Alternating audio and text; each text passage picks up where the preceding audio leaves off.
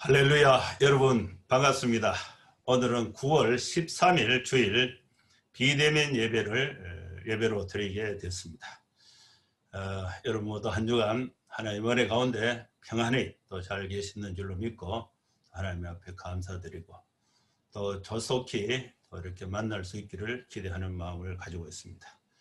오늘 함께 나눌 하나님 말씀 본문은 요한복음 7장 10절에서 24절 말씀을 본문으로 해서 설교의 제목은 외모로 판단하지 말고 공의롭게 판단하라, 이 주제로 설교를 하겠습니다.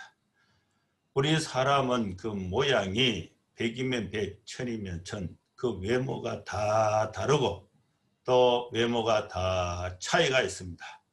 그 사람의 외모가 또 피부색이나 또 그가 속한 어떤 출신, 종족, 또 이런 그 인종, 이런 것을 기준으로 해서 그 사람의 됨됨이를 판단을 한다면 그것은 잘못된 것입니다.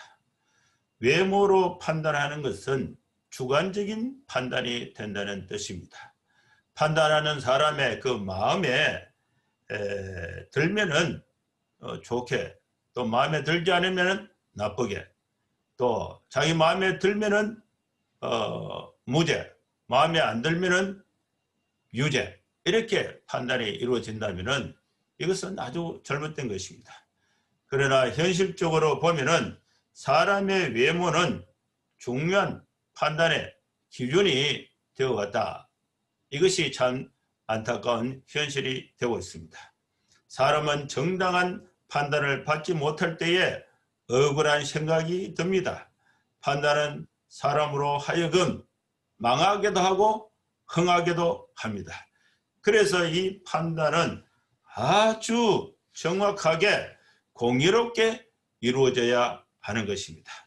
판단은 불공정하게 판단이 내려진다면 불신이 일어나고 불만이 늘어나게 됩니다. 오늘 본문 말씀에서 예수님에 대한 당시에 사람들이 예수님을 판단을 하고 있는데 그 판단이 두 번 이루어지고 있습니다. 예수님께서 하신 말씀에 따라서 외모로 판단하지 말고 공의롭게 판단하라는 주제로 설교를 하겠습니다. 먼저 이 본문의 내용을 다시 한번 정리를 해보겠습니다.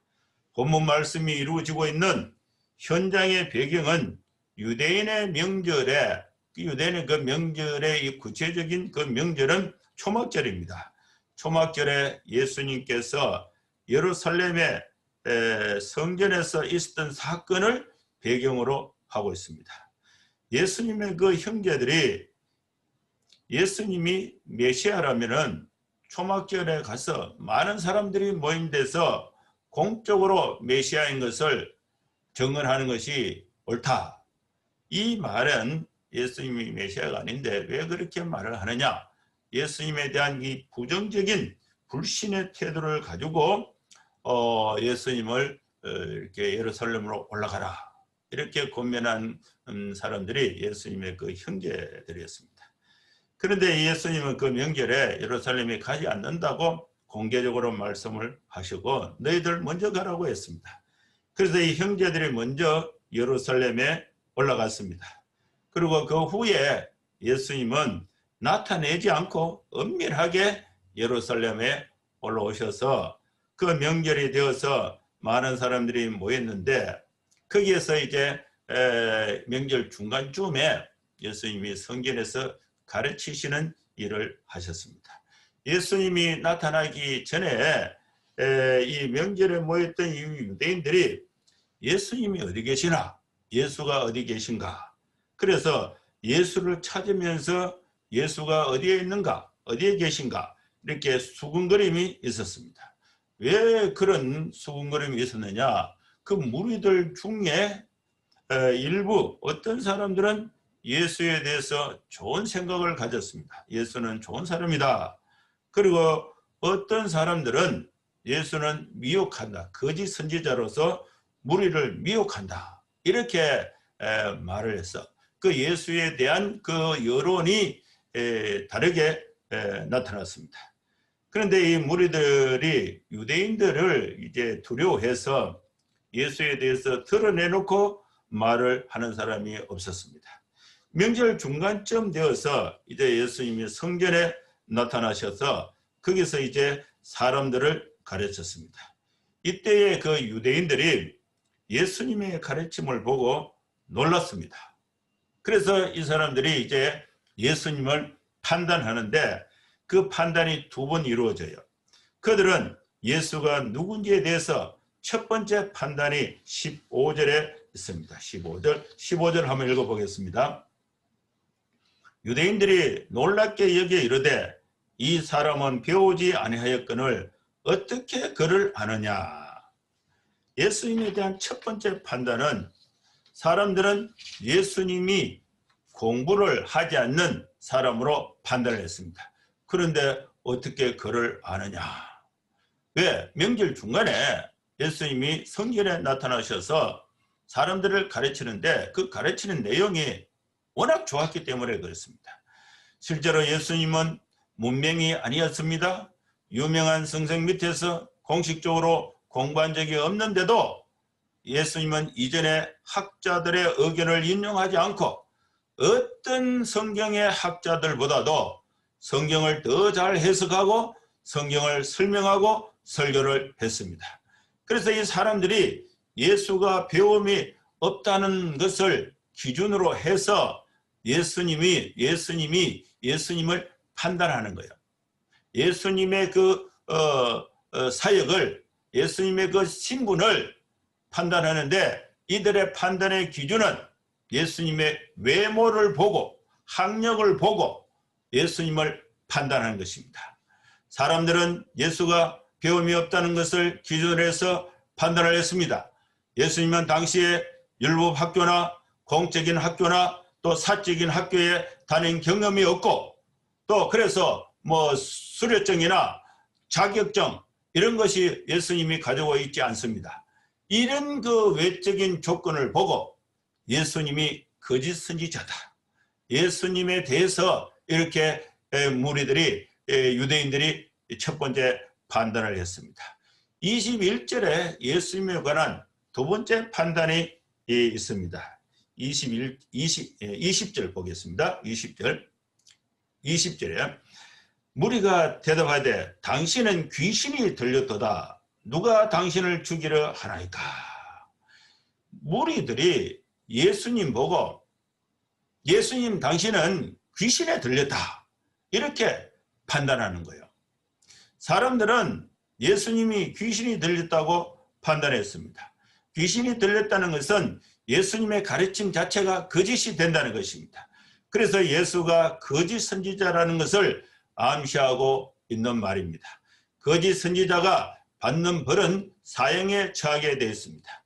이 유대인들의 이 두 가지 판단과 질문에 대해서 이제 예수님이 답변을 하셨는데 예수님은 무리들에게 뭐 내용을 이렇게 생각하지 말고 일관되게 사고하라고 요청을 했습니다. 우리는 이 예수님의 이 말씀을 들으면서 이 답변의 내용을 네 가지로 정리해서 오늘 하나님의 은혜를 우리가 나누고자 하는 것입니다. 첫째로 우리 모든 사람들은 예수를 믿는 사람이든 믿지 않는 사람이든 예수를 비난하는 사람이든 예수를 추종하는 사람이든 지구상에 있는 모든 사람들은 하나님의 교훈을 받아야 합니다. 우리는 하나님의 교훈을 하나님으로부터 직접 받을 수는 없습니다. 예수님을 통해서 하나님으로부터 교훈을 받을 수가 있습니다. 예수님의 교훈은 하나님의 교훈은 예수님께서 하나님으로부터 받아오셔서 우리에게 전해주신 교훈인 것입니다. 그러므로 예수님의 교훈이 바로 하나님의 교훈이 되는 것입니다. 사람이 하나님의 뜻을 행하려 하면은 이 교훈이 어디에서 나왔는가? 예수님에서 나왔는가? 또 하나님에서 나왔는가? 예수님이 하나님으로부터 받아서 우리에게 전해주시는 것인가? 또 스스로 만들어내서 하는 교훈인가? 이것을 우리가 알아야 합니다. 그래서 두 번째는 우리 모든 사람들은 하나님의 교훈인지 하나님의 교훈이 아닌지를 분간을 해서 하나님의 교훈이 아닌 것은 버리고 하나님의 교훈을 받을 때에 우리가 하나님의 축복 가운데 살 수가 있는 것입니다. 메시지를 스스로 만들어내고 있는가? 그 메시지가 출처가 하나님께로부터 왔는가?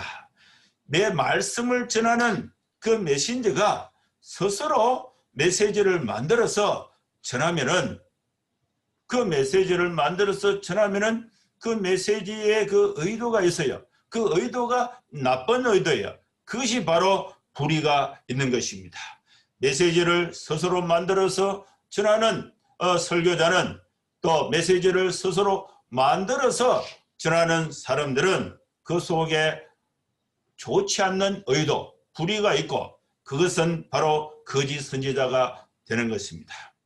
거짓 선지자는 영을 사람들의 그 말을 듣고 있는 사람들의 영을 본인이 이익이 되는 일정한 방향으로 이끈다고 생각되는 사람이 바로 거짓 선지자인 것입니다. 그래서 우리는 하나님의 말씀을 들을 때에 그 말씀의 교훈이 설교자가 또 전달자가 스스로 만들었는가, 하나님의 말씀으로부터 왔는가를 분간해서 들어야 하는 것입니다. 그리고 거짓 선지자의 특징은 자기 영광만을 구하고 있는가, 이것을 분간했을 때에 거짓 선지자인지 그 메시지가 하나님께로 왔는지를 알 수가 있습니다. 메시지를 스스로 만들면은 그건 거짓 선지자가 되고, 또 자기 영광을 구하고 있으면은 그것은 바로 거짓 선지자가 되는 것입니다. 자기 영광을 구하고 있다면은 그 속에 불의가 있는 것입니다. 메시지를 스스로 만들지 않고 또 자기의 영광을 구하지 않는 자가 참된 메시지, 그것이 바로 하나님께로부터 온 말씀이 되는 것입니다. 우리 모든 사람들은 하나님으로부터 교훈을 받아야 되는데 이 교훈을 예수님을 통해서 받습니다. 우리는 모두가 하나님의 말씀에서 하나님의 교훈을 받아야 되는데 이 하나님의 교훈은 설교자를 통해서 하나님의 교훈을 받습니다. 그래서 우리는 이 교훈이 하나님께로부터 왔는지 또 하나님께로부터 온 교훈이 아닌지를 분간해서 들어야 하는 것입니다. 그 분간하는 기준은 메시지를 스스로 만들어내면은 그것은 가짜가 되고 그 속에 불의가 있습니다. 메시지를 전하는 사람이 자기의 영광을 얻기 위해서 말씀을 증거하면은 그것은 가짜가 되는 것입니다. 여기서 우리는 하나님의 말씀을 분간해서 분별해서 하나님의 교훈을 들어야 하는 것입니다. 메시지를 스스로 만들지 않고 자기 영광을 구하지 않는 것이 바로 참된 것이고 그것이 바로 참된 하나님의 말씀을 교훈으로 받는 것입니다. 세 번째로 우리 모두는 모세가 준 율법을 지켜야 합니다. 법, 여기서 이제 법이라는 말이 등장하는데 법은 어떠한 상황에서도 또 이 법은 모두에게 누구에게도 다르게 적용되거나 또 부분적으로 적용되거나 이렇게 하는 것은 법이 될 수가 없습니다. 법은 어떤 상황에서도 누구에게도 일관되게 적용이 되어야 합니다. 예수님은 무리들에게 일관되게 법에 대해서 율법에 대해서 바로 알고 일관되게 생각하라고 말씀을 하신 것입니다. 모세의 율법을 범하지 않으려고 안식일에도 유대인들은 할례를 받았습니다. 율법에 두 법이 충돌할 때에 우선하는 법이 있습니다. 유대인의 남자는 태어나면은 8일째에 할례를 받아야 합니다. 그리고 안식일에는 일하지 말고 거룩하게 안식일을 지켜야 합니다. 8일 만에 할례를 받으라는 법과 또 안식일을 지키라는 법, 이 두 법이 있는데 두 법이 충돌할 때에 어떻게 하는가?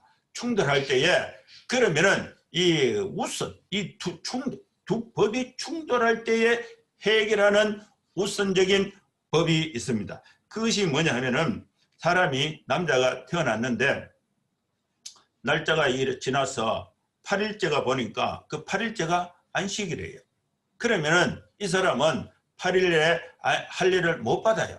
그러면 8일 만에 할례를 받으라는 법을 어기게 되는 거죠. 율법을 어기게 되는 거죠. 그 다음에 8일 만에 할례를 받아버리면은 안식일을 지키라는 법을 어기게 되는 거죠. 그러면 이 두 법이 어떻게 존재하는가, 상충될 때 어떻게 하는가, 우선 법이 있다는 것입니다. 8일 만에 안식일, 8일 태어나서 8일 만에 할례를 받는 것, 이것은 안식일에도 해도 된다. 이것이 이제 법이에요. 율법이에요. 그래서 8일 만에 유대인들은 모세의 율법을 지키기 위해서, 범하지 않기 위해서 8일째가 안식일이 되어도 그 아이에게는 할례를 시행을 했습니다. 그리고 아기가 이렇게 안식일을 시행하고 또 이 아이가 할례를 시행하면은 안식일을 어기는 것이 아니다. 이것이 이제 이해가 됐다는 것입니다. 그런데 이제 할례는 안식일에도 허용이 되었습니다. 왜냐하면은 생명을 구하는 것, 또 생명을 구하는 것, 이것도 안식일에 허용이 되었습니다. 안식일에 그 양이 구덩이에 빠져서 죽게 됐다. 그러면은 그 생명을 구하는 것, 그 양을 건져내는 것, 이것은 안식일을 어기는 것이 아니에요. 생명을 구하는 것 역시 안식일보다 우선했습니다. 그리고 유대인의 절기가 있습니다. 절기 때의 그 관행은 안식일에 행해도 안식일을 어기는 것이 아니었습니다. 예를 들면 6월절에 양을 죽이는 것, 또 초막절에 종려나무 가지를 흔드는 것, 이 절기의 이 관행은 안식일이 닥치는 그 주간의 절기에 6월절 양을 잡고 또 초막절에 종려나무 가지를 흔드는 것, 이것은 안식일을 범하는 것이 아닙니다. 안식일보다 우선하는 거예요. 그래서 예수님은 안식일을 범했다고 말을 하는데 이 유대인들이 그 법을 일관되게 적용하고 있지 않다. 이것을 예수님이 지적하시면서 유대인들에게 법에 대해서 율법을 일관되게 적용하라고 요청한 것입니다. 예수님은 안식일을 범하지 않았습니다. 왜냐하면 예수님은 안식일에 병자를 고쳐서 살리셨기 때문에 그렇습니다. 그런데 이 유대인들은 안식일에 병자를 고치는 것을 안식일을 범했다고 해서 율법의 안식일 범죄 규정을 가지고 예수님을 죽이려고 한 것입니다. 그런데 예수님의 설명은 유대인들이 안식일을 범했다는 것입니다. 명절에 안식일에 사람을 살리는 것은 사람을 살려야 해요. 안식일에는 할례도 행하고 또 양도 죽음에서 건져내고 또 6월절 양도 잡고 초막절에 종려나무 가지도 흔드는데 안식일에는 죽을 사람을 안식일에는 살려내는 것이 안식일을 궁극적으로 지키는 것입니다. 그런데 유대인들은 안식일에 죽을 병자들을 고치지 않았습니다. 그래서 안식일을 범한 게 된 거죠. 그래서 그들은 율법을 어긴 것이 됩니다. 오히려 율법을 지켜서 안식일에 병자를 고치신 일로 유대인들이 오히려 예수님을 죽이려고 한 것입니다. 이것이 예수님이 해석이에요. 그리고 율법과 또 안식일에 대한 예수님의 사역의 그 해석을 말씀을 하신 것입니다. 이렇게 판단하는 것이 누구에게서 온 것이냐? 하나님으로부터 온 교훈입니다. 이것을 이렇게 판단하는 것은 율법의 하나님의 말씀을 바르게 판단하고 적용하는 것입니다. 그런데 유대인들은 하나님으로부터 온 교훈이 아니라 율법을 지키라고 하는 유대인들이 그 율법을 지키면서 자기들의 유익을 구하게 되는 것이고, 그 율법을 지키라는 그 메시지가 하나님께로 온 것이 아니고 자기들 스스로 만들어낸 규정이 되었기 때문에 이것이 바로 거짓이 되는 것입니다. 그 다음에 네 번째, 예수님께서 하나님께로부터 온 교훈을 말씀하신 그 네 번째는 판단을 할 때에 외모로 판단하지 말고 공의롭게 판단을 해야 하는 것입니다. 예수님께서 예루살렘에서 유대인들에게 판단을 받는 기준을 분명하게 말씀했습니다. 예수님께서 안식일에 사람의 전신을 건전하게 했습니다. 사람의 죽을 사람을 예수님이 살려주신 것이죠. 이것은 그들의 기준에 보면은 안식일에 병을 고치는 일을 했으므로 예수님에 대해서 안식일을 범했다고 판단을 했습니다.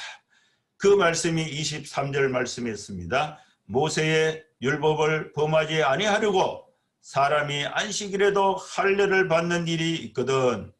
내가 안식일에 사람의 전신을 건전하게 한 것으로 너희가 내게 노여워하느냐. 예수님의 안식일에 병자를 고쳐주신 일로 인해서 예수님에 대해서 안식일을 범했다고 노여워하는 것, 이것은 잘못됐다는 것입니다. 이것이 잘못 해석하고 있다는 것입니다. 그래서 한 가지 안식일에 행하는 그 한 가지를 가지고 율법 전체를 보면은 안식일에 할례를 행해도 된다. 안식일에 죽을 자를 살려도 된다. 안식일에 유월절에 양을 잡아도 된다. 안식일에 종려나무 초막절에 가지를 흔들어도 된다. 이 율법 전체의 정신과 규정을 보지 않고 안식일을 범하지 말라는 이 한 가지 규정을 가지고 율법 전체를 판단하는 것은 이상한 판단이 되는 것입니다.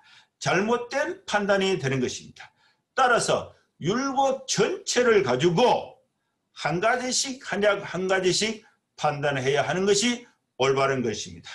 건전하고 공정한 판단은 유대 가르침에 있어서 가장 중요한 요소였습니다. 우리 현대에서도 법의 정신은 만인에게 공정하고 만인에게 공평해야 하는 것이 법의 정신입니다. 서양에서 법이라는 말은 관습을 포함해서 제정된 법을 모두 포함하고 있습니다. 이 법은 인위적으로 강제적이라는 의미를 내포하고 있습니다. 관습도 확고한 법입니다. 관습. 왜냐하면 우리가 전통적으로 지행해왔던 그것은 그 당시에 옳다는 것으로 모두가 인정이 되었습니다. 그리고 그 옳다는 것으로 인정된 것으로 우리가 교육을 받았습니다. 그리고 또 그렇게 삶이 굳어져 있어요. 그리고 그것을 시행한다고 벌을 주면은 과거가 다 부정이 되는 것입니다. 그래서 관습도 법이 되고 또 제정된 문자적으로 성문화된 이 제정된 법도 법이 되는 것입니다. 이것이 서양에서 법이라는 뜻입니다. 동양에서의 이 법은 공평하다는 뜻에서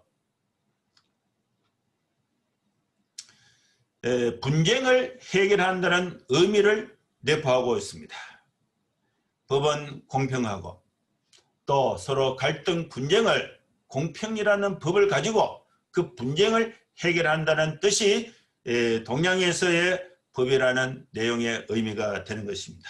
우리나라에서도 법에 대한 용어로 법률이라는 말이 있고 또 법전, 법규, 법령이라는 그런 그 용어들이 있습니다.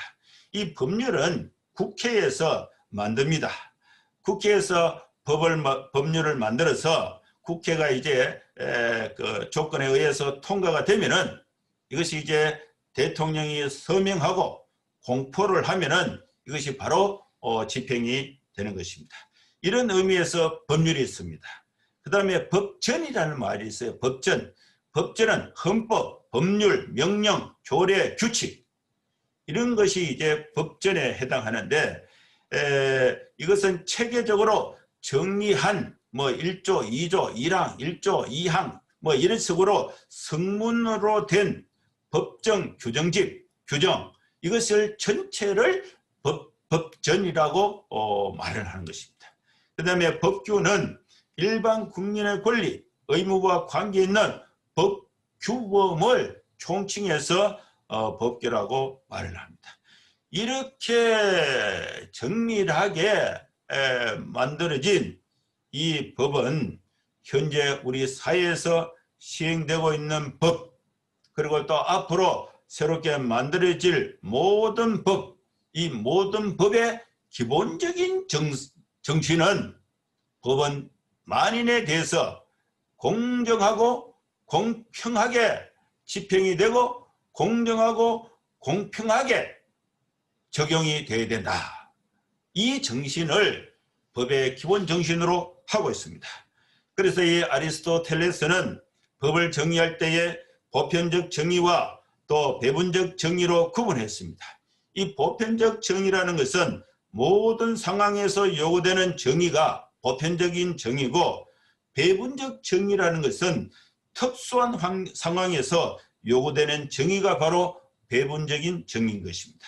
이것을 이제 구체적으로 설명하면은 모든 회원, 어떤 회의 모든 회원들이 규칙을 지키게 하는 것 이것은 바로 보편적 정의가 되고 그리고 모든 회원들은 그 규칙이 정한 그 내용에 따라서 회비를 내는 것 이것은 배분된 회비를 잘 내는 것 이것이 바로 특수적 정의에 해당이 됩니다. 그래서 우리는 이 법에 대해서 바르게 알고 바르게 판단하고 바르게 시행되는 역사가 우리 속에 있어야 되겠습니다. 여러분 우리가 법을 가지고 사람이나 또 상황을 판단을 해야 할 위치에 있습니까? 우리 교회가 또 법을 가지고 판단을 하고 또 상황을 정리하고 또 사람의 행위에 대해서 판단을 해야 될 그런 위치에 있습니까? 그래서 이것을 잘 판단하기 위해서 우리 교회는 재판을 통해서 판단을 하는 법정이 있습니다. 거의 3심으로 이루어지고 있는데 1심은 당회, 2심은 노회 재판국이 있어요. 3심은 총회의 재판국이 있습니다. 우리가 사람을 판단할 때에 또 우리 교회가 재판을 할 때에 외모로 판단하지 말아야 합니다. 그리고 그 판단은 공의롭게 판단을 해야 합니다. 여러분 우리나라 사법부가 판단을 해야 할 사건들이 많이 있습니다. 한국의 법정은 외모로 판단하지 않아야 합니다. 한국의 법정은 공의롭게 판단을 해야 합니다. 이렇게 되도록 우리는 기도하고 또 그렇게 될 수 있도록 우리가 역할을 해야 할 것입니다. 불공정은 사람들로 하여금 허탈감과 박탈감, 사회에 대한 배신감을 느끼게 합니다. 옛날 말에 이런 말이 있습니다. 누구는 무시 묻고 동일한 조건인데 누구는 인삼을 먹는가? 무죠. 무시는 약효가 없어요. 인삼은 약효가 있습니다. 동일한 조건인데 누구는 무를 먹고 누구는 인삼을 먹는가? 차별과 불공정 사회를 지적한 말인 것입니다. 우리 사회에 가끔 신문에 유전무죄, 무전유죄, 유권무죄 무권 유죄라는 기사가 오래되는 것을 볼 수가 있습니다. 돈이 있으면은 무죄가 되고, 권력이 있으면은 무죄가 되고, 돈이 없으면은 유죄가 되고, 권력이 없으면 유죄가 된다. 이런 말이 신문에 등장하는데, 이것은 사회의 불공정을 비꼬는 말이 되는 것입니다. 법은 공정하게 집행되어야 합니다. 권력자들에게는 관대하게 적용하고, 또 권력이 없는 서민들에게는 엄격하게 적용하고 판단하면은 그 법은 공정하지 못하고 공평하지 못한 것입니다.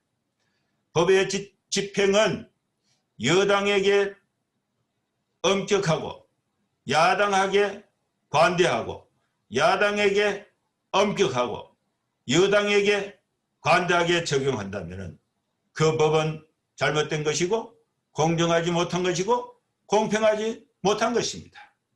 예수님께서 말씀하신 법의 기준은 두 가지입니다. 첫째는 외모로 판단하지 말라. 둘째는 공의롭게 판단하라. 법은 외모로 판단해서는 안 됩니다. 법은 공의롭게 판단되어야 합니다. 우리는 외모로 판단하지 말아야 합니다. 공의롭게 판단을 할 수 있어야 합니다. 사랑하는 성도 여러분, 우리는 법을 준수하고 그 법에 따라서 판단하는 기준은 하나님의 말씀이 되어야 합니다. 하나님의 말씀을 우리는 삶의 교훈으로 받아야 합니다. 하나님의 말씀을 교훈으로 삼아서 그 교훈이 하나님께로부터 왔는지, 사람이 스스로 만들어내고 또 자신의 이익을 위해서 교훈을 하는지, 이것을 분간해서 우리가 하나님의 말씀을 받아야 하는 것입니다. 하나님의 말씀을 기준으로 해서 외모로 판단하지 말고 공의롭게 판단하는 것은 교회와 우리의 삶이 될 수 있기를 주의 이름으로 축원합니다. 같이 한번 기도하겠습니다. 거룩하신 하나님 아버지, 우리 교회가 하나님의 교훈을 분간해서 하나님의 통치가 우리 교회와 우리 사회에 바르게 이루어질 수 있도록 하나님 은혜를 더하여 주시옵소서. 사랑하는 주님, 우리는 하나님이 통치하시는 공정하고 공의로운 사회에서 살기를 우리가 소원하고 있습니다. 주여, 우리나라 사법부에 하나님의 공의가 실행되는 역사가 있게 하여 주시옵소서. 그래서 억울한 사람들이 없어지고 법의 정의가 바로 서서 질서 있고 공정하고 살기 좋은 우리나라가 되게 하여 주시옵소서. 예수님의 이름으로 기도하옵나이다. 아멘. 감사합니다. 한 주간 잘 지내시고 다음 주에 또 뵙도록 하겠습니다.